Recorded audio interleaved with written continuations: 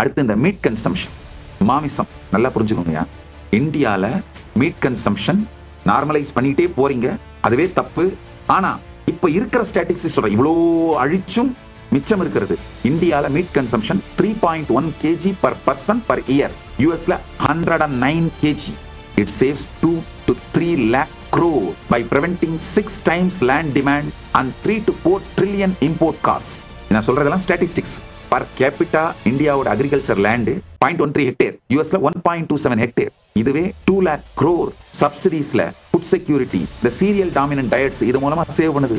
சனாதன இந்து தர்மத்தை அழித்தீர்களானால் நம்முடைய life style, நம்முடைய பிரின்சிபிள், நம்முடைய வாழ்க்கை முறை, நம்முடைய உணவு முறை இதெல்லாம் இதே வேகத்துல அழிச்சிங்கன்னா அது நாட்டோட எக்கானமி மேல எவ்வளவு பெரிய பாரமாக போகுதுன்னு புரிஞ்சுக்காம போயிட்டு இருக்கு. அதை நம்மளால ஹேண்டில் பண்ண முடியாது.